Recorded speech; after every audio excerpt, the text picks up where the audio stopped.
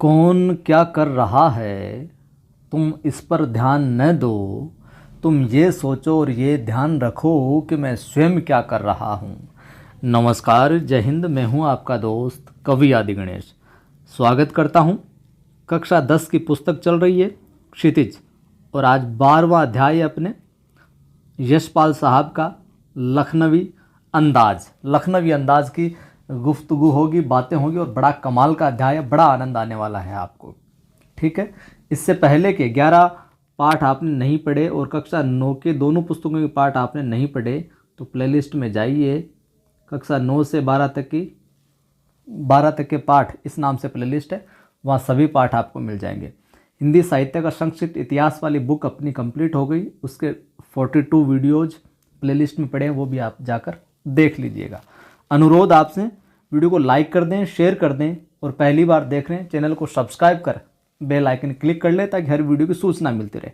Telegram channel join करना चाहते हैं तो डिस्क्रिप्शन में लिंक मिल जाएगा, कवि आदि गणेश हिंदी ये नाम है अपना, और जिस पर 2300 से ज़्यादा लोग जुड़े हुए हैं ना, वही टेलीग्राम चैनल आपको ज्वाइन करना है। प्रारंभ करते हैं। रचनाओं का जो महत्वपूर्ण होगी उनका मैं प्रकाशन वर्ष भी आपको बताता चलूँगा। देखिए साथियों, यशपाल का जन्म होता है 1903 में पंजाब के फिरोजपुर छावनी में।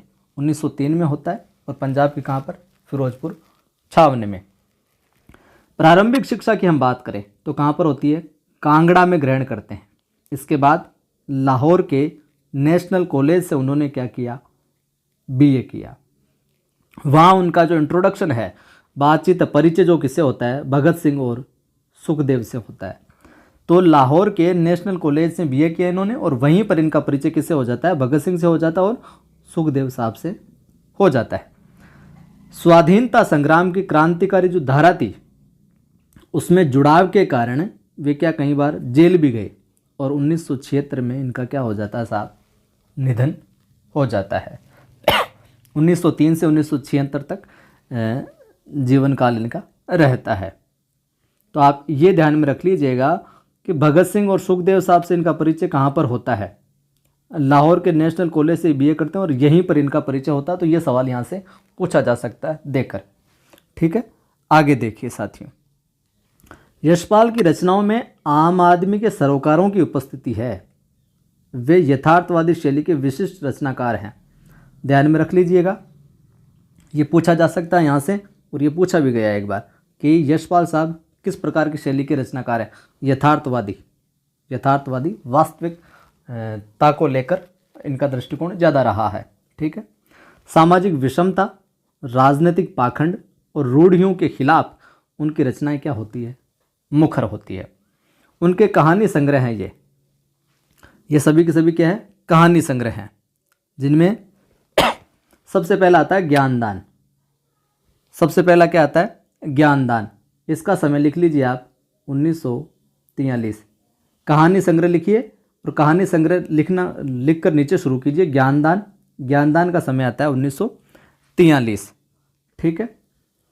तर्क का तूफान, अगला कहानी संग्रह इनका क्या है? तर्क का तूफान। तर्क का जो तूफान है अपने, इसके बाद में आता है आपके पिंजरे की उड़ान। पिंजरे की उड़ान का लिख लीजिए 1939। पिंजरे की उड़ान का लिख लीजिए 1939। ठीक है। जो महत्वपूर्ण रचनाकार है उन्हीं को याद करना, और वही सन है जो याद करना है। बाकी तो आप डिटेल से कितना भी कुछ भी करो भले। पिंजरे की उड़ान 1939। वाह दुलिया। और इसके बाद में फूलों का कुर्ता 1949। फूलों का कुर्ता 1949। ये इनके कहानी संग्रह हैं। तो आपको पाठ्य पुस्तक में जितने दिए हुए हैं वो याद करने, उसके अतिरिक्त करो तो आपकी इच्छा है। ज्ञानदान, तर्क का तूफान, पिंजरे की उड़ान, वाह दुलिया, फूलों का कुर्ता, ये तो इनके कहानी संग्रह। इनके अलावा कहानी संग्रहों की हम बात करें तो आप नोट कर लीजिए कुछ और कहानी संग्रह, जिनमें कहानी संग्रह में और लिखिए आप धर्म युद्ध एक इनका कहानी संग्रह है।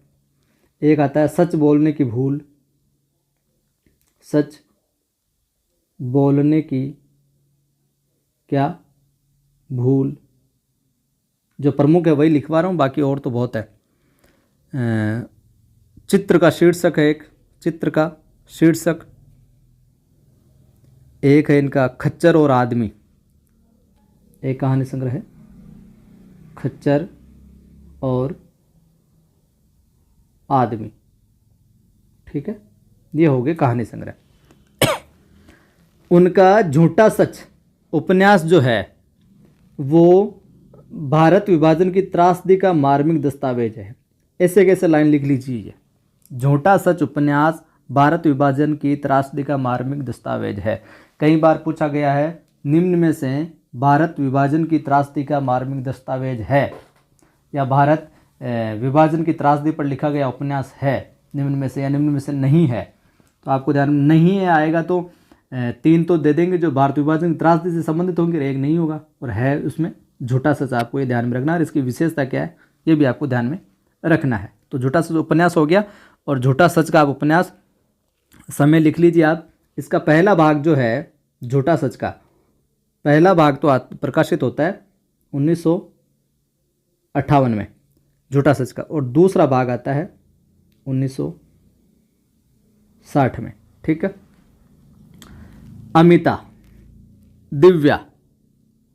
अमिता दिव्या, पार्टी कॉमरेड, दादा कॉमरेड, मेरी तेरी उसकी बात, माफ कीजिए, ये उनके अन्य उपन्यास हैं। जिनमें जो अमिता उपन्यास है, अमिता का समय लिख लीजिए 1956, अमिता उपन्यास का समय लिख लीजिए 1956। दिव्या का लिख लीजिए आप 1945, दिव्या का 1945। पार्टी कॉमरेड का लिख लीजिए 1946, पार्टी कॉमरेड 1946 लिख लीजिए। वहीं दादा कॉमरेड है 1941, दादा कॉमरेड 1941। और मेरी तेरी उसकी बात, मेरी तेरी उसकी बात, ये इसका समय हो जाएगा अपने 1974, क्या हो जाएगा 1974, मेरी तेरी उसकी बात का 1974। इसके अलावा उपन्यासों में हम बात करें इनके तो एक अप्सरा का शाप आता है, अप्सरा का शाप 1965 में, और एक आता अपने देशद्रोही 1943, देशद्रोही ये उपन्यास भी इन्हीं का है, तो देशद्रोही को जरूर याद रखना 1943, यही महत्वपूर्ण है। आगे देखिए, भाषा की स्वाभाविकता और सजीवता उनकी क्या रचनागत विशेषता रही है। व्यंग्य संग्रह भी है इनके, जिनमें चक्कर क्लब और कुत्ते की पूंछ, व्यंग्य संग्रह भी लिख लीजिए आप, चक्कर क्लब, और दूसरा क्या है कुत्ते की पूंछ, ठीक है, कुत्ते की पूंछ, ये इनकी क्या है व्यंग्य संग्रह हैं। अब हम आते हैं अध्याय पर। अध्याय के विषय में क्या है, यूं तो यशपाल ने क्या लखनवी अंदाज व्यंग्य यह साबित करने के लिए लिखा था कि बिना कथ्य के कहानी नहीं लिखी जा सकती। तो लखनवी अंदाज की विधा पूछे तो क्या है, एक तरीके का व्यंग्य है ये, ठीक है, परंतु एक स्वतंत्र रचना के रूप में इस रचना को पढ़ा जा सकता है। यशपाल उस पतनशील सामंती वर्ग पर कटाक्ष करते हैं इसके माध्यम से। देखिए लखनवी अंदाज के अंदर क्या है, उस पतनशील सामंती वर्ग पर कटाक्ष करते हैं जो वास्तविकता से बेखबर एक बनावटी जीवन शैली का क्या है आदि हो चुका है। ये इसकी मूल विशेषता है, तो आप ध्यान में रखिएगा। इन कहना न होगा कि आज के समय में भी ऐसी परजीवी संस्कृति को देखा जा सकता है। जुड़े रहिए, इसके अंदर बहुत मज़ा आने वाला है आपको इस अध्याय के अंदर। और पुरस्कारों में इनको देव पुरस्कार भी मिला है, सोमयत लैंड नेहरू पुरस्कार भी मिला है, पद्म भूषण भी मिला है 1970 में, पद्म भूषण मिला था इनको 1970 में, मंगला प्रसाद पारितोषिक भी मिला है। तो अध्याय में जितना दिया हुआ उतना विशेष तौर से ध्यान में रखना है। लखनवी अंदाज, और बड़े ही कमाल के अंदाज के साथ हम इस अध्याय को पढ़ेंगे, तो बोरियत महसूस तो होगी नहीं। आज लाइक शेयर करना है आपको, नहीं किया तो सब दोस्तों को शेयर करना ताकि जोड़े उन्हें, ताकि अच्छी चीज़ का लाभ ले सके। प्रारंभ करते हैं। मुफसिल की पैसेंजर ट्रेन चल पड़ने की उतावली में फूंका रही थी। यानी कि इसका हो जाएगा मुफसिल का जो मेन केंद्र स्थान होता है उसके इर्द गिर्द के स्थान। तो मुफसिल की जो पैसेंजर ट्रेन है ना वो चल पड़ने के लिए क्या उतावली में फुंका रही थी, बिल्कुल तैयार ही थी चलने के लिए। आराम से सेकंड क्लास में जाने के लिए दाम अधिक लगते हैं। आराम से आप सेकंड क्लास में जाना चाहते हो तो क्या दाम अधिक लगते हैं। दूर तो जाना नहीं था, भीड़ से बचकर एकांत में नई कहानी के संबंध में सोच सकने और खिड़की से प्राकृतिक दृश्य देख सकने के लिए टिकट क्या सेकंड क्लास का ही ले लिया। अब देखिए लखनवी अंदाज क्या है, व्यंग्य है, ये ध्यान में रखना, व्यंग्य प्रधान रचना है। गाड़ी छूट रही थी, सेकंड क्लास के एक छोटे डिब्बे को खाली समझकर जरा दौड़कर उसमें क्या चढ़ गए। आगे बहुत मज़ा आएगा इसमें। अनुमान के प्रतिकूल डिब्बा निर्जन नहीं था, ये नहीं कि उसमें कुछ नहीं था, भर ठुसा पड़ा था वो पूरा। एक बर्थ पर लखनऊ की नवाबी नस्ल के एक सफ़ेद पोश सज्जन बहुत सुविधा से पालते मारे बैठे थे। सामने 2 ताजे चिकने खीरे तौलिए पर रखे थे। तौलिए पर क्या रख रखा था? 2 ताजे चिकने खीरे। डिब्बे में हमारे सहसा कूद जाने से सज्जन की आंखों में एकांत चिंतन में विघ्न का असंतोष दिखाई दिया कि ये कहाँ से टपक गया यहाँ पर। सोचा हो सकता है ये भी कहानी के लिए सूझ की चिंता में हो, ये भी कोई कहानी के चक्कर में बैठे हो यहाँ पर, कोई कहानी सोचने के, या खीरे जैसी अपदार्थ वस्तु का शौक करते देखे जाने के संकोच में हो। नवाब साहब ने संगति के लिए उत्साह नहीं दिखाया। जो बैठे थे महाशय उन्होंने बिल्कुल नहीं चाहा कि ये हमारे पास आके बैठे, तो संगति के लिए उत्साह नहीं दिखाया। हमने भी उनके सामने की बर्थ पर बैठकर आत्मसम्मान से आंखें चुरा ली। हमने भी इंटरेक्शन बातचीत करने की कोशिश नहीं की। खाली बैठे मतलब खाली बैठे बिल्कुल बिना काम के कल्पना करते रहने की पुरानी आदत है ही इनकी। नवाब साहब की असुविधा और संकोच के कारण अनुमान करने लगे, संभव है नवाब साहब ने बिल्कुल अकेले यात्रा कर सकने के अनुमान में किफ़ायत के विचार से सेकंड क्लास का टिकट है जो खरीद लिया हो, और अब गंवारा न हो कि शहर का कोई सफ़ेद पोश उन्हें मंजिले दर्जे में सफ़र करता देखे। यहाँ पर अकेले सफ़र का वक्त काटने के लिए ही खीरे खरीदे होंगे।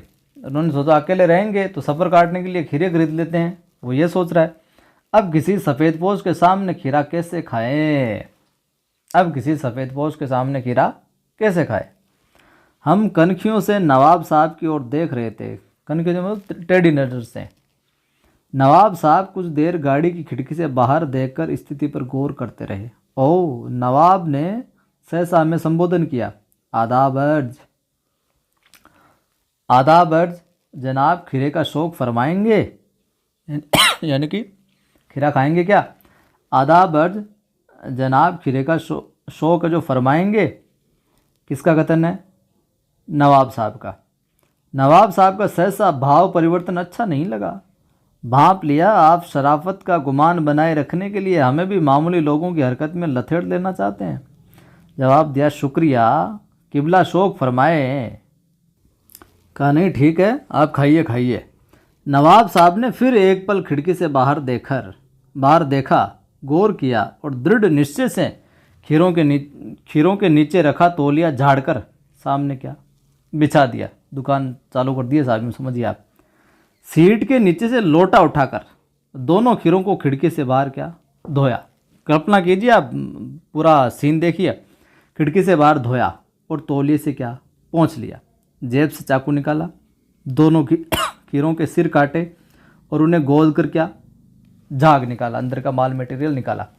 फिर खीरों को बहुत एहतियात से, ध्यान से छीलकर फांकों को करीने से तौलिए पर सजाते, करीने मतलब व्यवस्थित ढंग से तौलिए पर सजाते गए, काट काट कर। लखनऊ स्टेशन पर खीरा बेचने वाले खीरे के इस्तेमाल का तरीका जानते हैं। लखनऊ स्टेशन पर जो खीरा बेचने वाले हैं ना, यहाँ पर लेकिन मोदी सोच रहे कि वो खीरे के इस्तेमाल का तरीका भी जानते हैं। ग्राहक के लिए जीरा मिला नमक और पिसी हुई लाल मिर्च की पुड़िया भी हाजिर कर देते हैं कि साहब ये भी लगा लो। नवाब साहब ने बहुत करीने से खीरे की फांकों पर जीरा मिला नमक और लाल मिर्च की सुर्खी है जो बुरक के ऊपर छिड़क दिया। उनकी प्रत्येक भाव भंगिमा और जबड़ों के स्फुरण से स्पष्ट था उस प्रक्रिया में उनका मुख खीरे के रसास्वादन की कल्पना से क्या प्लावित हो रहा था। मतलब मुंह में पानी आ रहा था कि हाँ अब चटकार जाऊँ, अब खा जाऊँ। किसके? नवाब साहब के।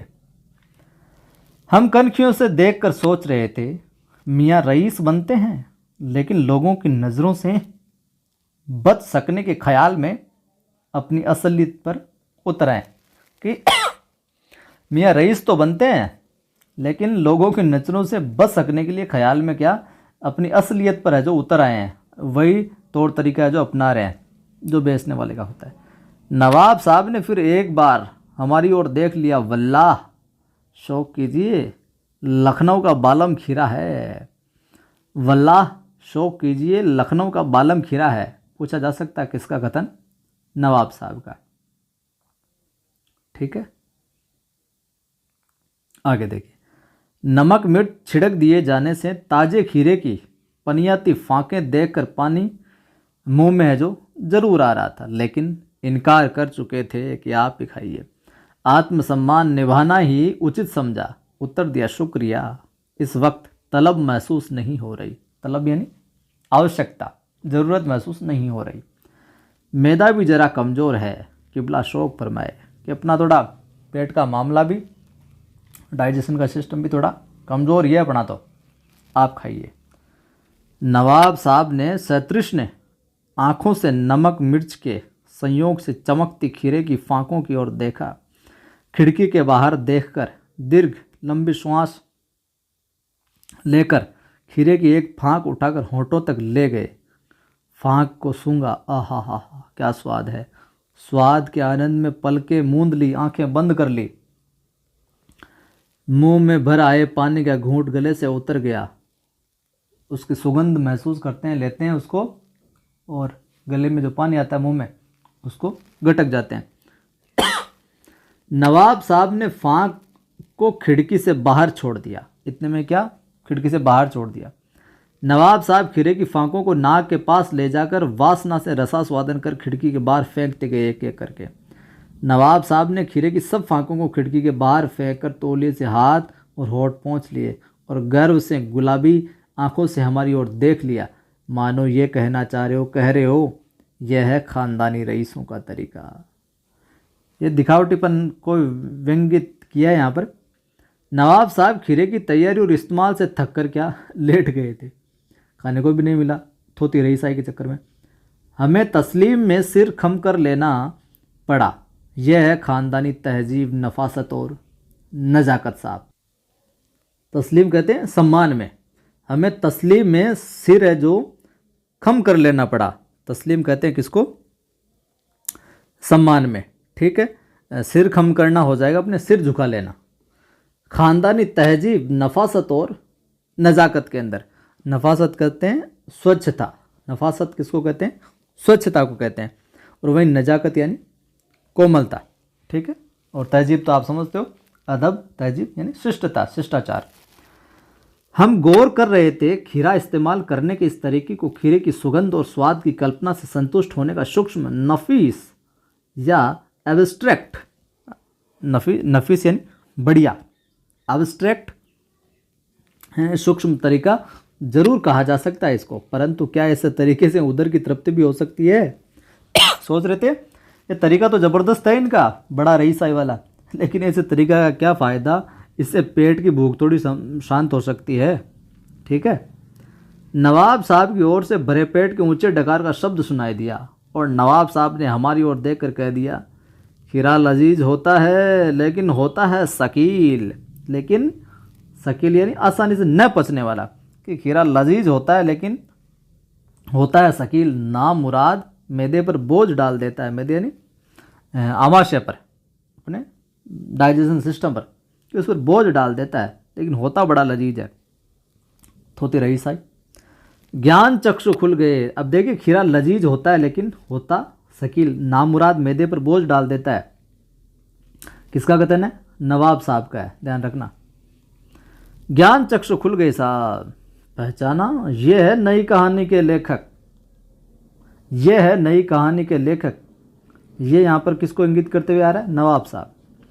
खीरे की सुगंध और स्वाद की कल्पना से पेट भर जाने का जाने का डकार आ सकती है तो बिना विचार, घटना और पात्रों के लेखक की इच्छा मात्र से नई कहानी क्यों नहीं बन सकती। यह होता है अध्याय समाप्त।